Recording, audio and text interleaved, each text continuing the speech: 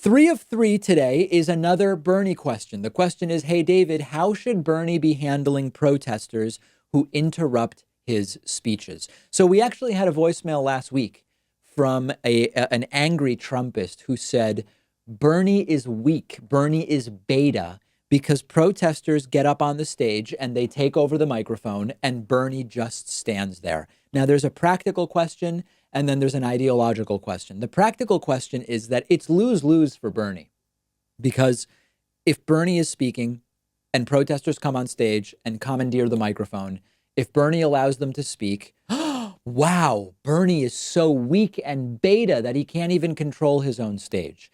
If protesters come up and Bernie physically blocks them from getting the microphone or snatches the microphone away, particularly if it is, the topless female protesters that have recently shown up at Bernie's events, then, oh my goodness, Bernie is misogynistic. He's physically taking the microphone back from these protesters and blah, blah, blah, blah, blah. So either way, he is going to be criticized by somebody. Now, the reality is, go and look at Bernie's background, right? Bernie's background in the 60s sort of hippie activist movement.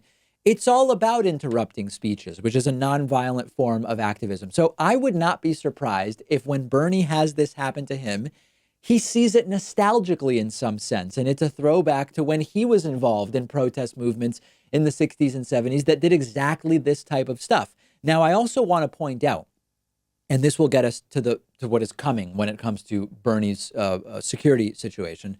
There is a big difference between someone wanting to speak and be heard versus someone looking to harm Bernie Sanders or harm another candidate. And if Bernie Sanders is the nominee, there is going to be no shortage of people who want to harm Bernie Sanders. The anti-Semitism will explode, and it's going to be a mess.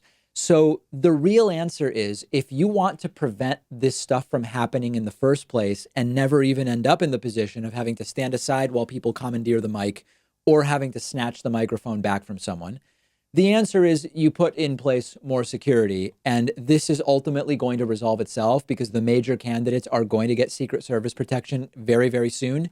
Whoever is the nominee will, of course, get Secret Service protection. I have a friend of mine who works for a federal agency who actually is going to be pulled away to do additional Secret Service stuff during the campaign, and it's starting pretty soon. Under no circumstances would the Secret Service let anyone interrupt or get close to Bernie on stage. We saw a couple of incidents back when it was candidate Trump, remember, in late 2015, or I guess it was more 2016.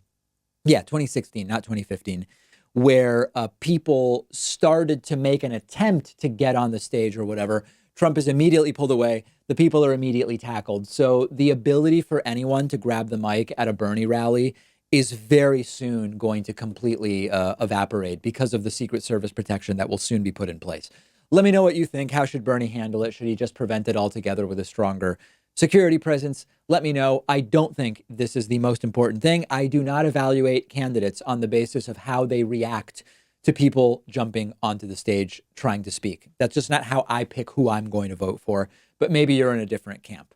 Make sure that you check out today's bonus show. Producer Pat speaking of commandeering, producer Pat has commandeered the Friday bonus show.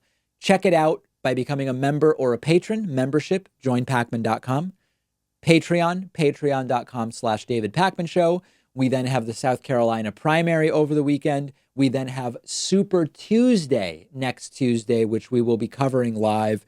So a big upcoming 10 days for the David Pakman Show, for progressive media, and for the continuing process of selecting a Democratic nominee for 2020. We'll see you then.